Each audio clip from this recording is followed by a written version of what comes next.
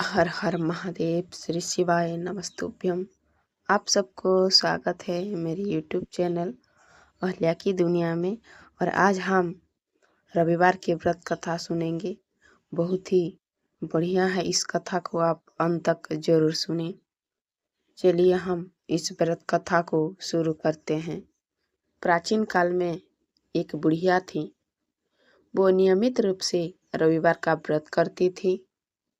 रविवार के दिन सूर्योदय से पूर्व उठकर बुढ़िया स्नान आदि से निवृत्त होकर आंगन को गोबर से लीपकर स्वच्छ करती थी। सूर्य भगवान की पूजा करती थी तथा कथा सुनकर सूर्य भगवान को भोग लगाकर दिन में एक समय भोजन करती थी। इसी तरह रविवार का व्रत करती। सूर्य भगवान की कृपा से बुढ़िया को किसी प्रकार की कोई चिंता व कष्ट नहीं था। उसका घर धन धान्य से भरा हुआ था। उस बुढ़िया को सुखी देख उसकी पड़ोसन उससे बहुत जलती थी। बुढ़िया रोजाना पड़ोसन के आंगन में बंधी गाय का गोबर लाती और अपना घर लीपती। शनिवार के दिन रात को पड़ोसन ने अपनी गाय को घर के भीतर बांध दिया ताकि बुढ़िया अपना घर ना लीप सके। रविवार को गोबर ना मिलने से बुढ़िया अपना आंगन नहीं लीप सकी। आंगन ना लीप पाने के कारण उस बुढ़िया ने सूर्य भगवान को भोग भी नहीं लगाया और उस दिन स्वयं भी भोजन नहीं किया। सूर्यास्त होने पर बुढ़िया भूखी प्यासी सो गई। रात्रि में सूर्य भगवान ने उसे सपनों में दर्शन दिए और व्रत न करने तथा उन्हें भोग न लगाने का कारण पूछा। बुढ़िया ने बहुत ही करुण स्वर में पड़ोसन के द्वार पर घर के अंदर गाय बांधने और गोबर ना मिल पाने की बात बोली। सूर्य भगवान ने अपनी अनन्य भक्त बुढ़िया की परेशानी का कारण जानकर उसके सब दुख दूर करते हुए कहा, हे माता, तुम प्रत्येक रविवार को मेरी पूजा और व्रत करती हो। मैं तुमसे अति प्रसन्न हूँ और तुम्हें ऐसी गाय प्रदान करता हूँ जो तुम्हारी घर आंगन को धन धान्य से भर देगी। तुम्हारी सभी मनोकामनाएं पूरी होगी। स्वप्न में उस बुढ़िया को ऐसा वरदान देकर सूर्य भगवान अंतर ध्यान हो गए। प्रातःकाल सूर्योदय से पूर्व उस बुढ़िया की आंखें खुली तो वो अपने घर के आंगन में सुंदर गाय और बछड़े को देखकर हैरान हो गई। गाय को आंगन में बांधकर उसने जल्दी से उसे चारा लाकर खिलाया। पड़ोसन ने उस बुढ़िया के आंगन में बंधी सुंदर गाय और बछड़े को देखा तो वो उससे और अधिक जलने लगी। तभी गाय ने सोने का गोबर किया। गोबर को देखते ही पड़ोसन की आंखें फट गई। पड़ोसन ने उस बुढ़िया को आसपास ना पाकर ना देखकर तुरंत उस गोबर को उठाया और अपने घर ले गई तथा अपनी गाय का गोबर वहां रख आई। सोने के गोबर से पड़ोसन कुछ ही दिनों में धनवान हो गई। गाय प्रतिदिन सूर्योदय से पूर्व सोने का गोबर करती और बुढ़िया के उठने के पहले ही पड़ोसन उस गोबर को उठाकर ले जाती। बहुत दिनों तक बुढ़िया को सोने के गोबर के बारे में कुछ पता ही नहीं चला।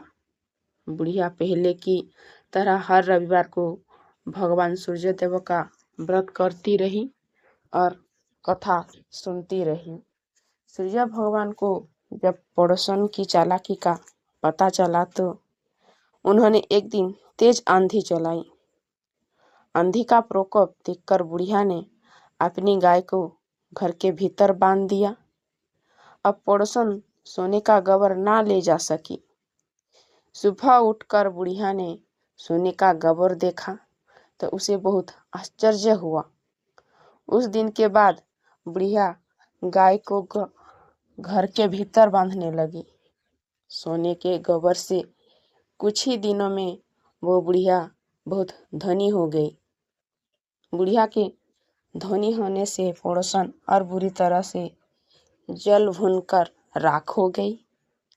अब की बार उसने अपने पति को नगर के राजा के पास भेजा और बुढ़िया के पास सोने का गोबर देने वाली गाय के बारे में बताया। राजा ने अपने सैनिक भेजकर बुढ़िया की गाय लाने को आदेश दिया। सैनिक बुढ़िया के घर पहुँचे। उस समय बुढ़िया सूर्य भगवान को भोग लगाकर स्वयं भोजन ग्रहण करने वाली थी। राजा के सैनिक जबरदस्ती गाय और बछड़े को महल की ओर ले चले। बुढ़िया ने प्रार्थना की, बहुत रोई चिल्लाई, लेकिन राजा के सैनिक नहीं माने। गाय और बछड़े को चले जाने से बुढ़िया को बहुत दुख हुआ।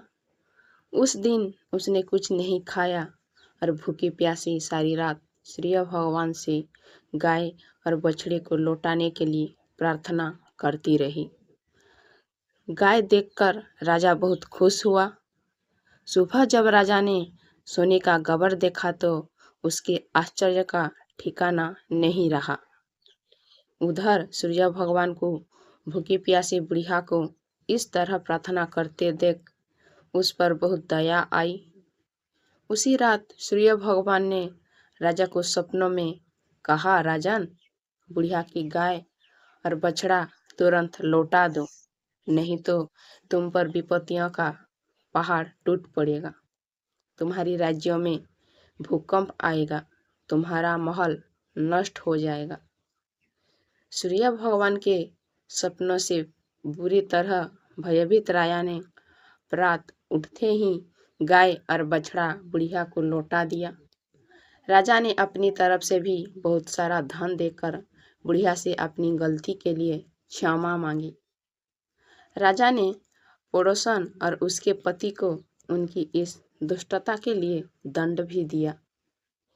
इसके बाद राजा ने राज्य में घोषणा करवाई कि सभी स्त्री पुरुष रविवार का व्रत करें। जनता ने भी ऐसा ही किया। रविवार का व्रत करने से सभी लोगों के घर धन धान्य से भर गए। चारों ओर खुशहाली छा गई। सभी लोगों के शारीरिक कष्ट दूर हो गए। निसंतान स्त्रियों की गोद भर गई। राज्यों में सभी स्त्री पुरुष सुखी जीवन यापन करने लगी। आप भी रविवार व्रत कर सकते हैं, आपको भी इसका पूरा फल मिलेगा। और रविवार व्रत कथा यहाँ पर समाप्त हुई।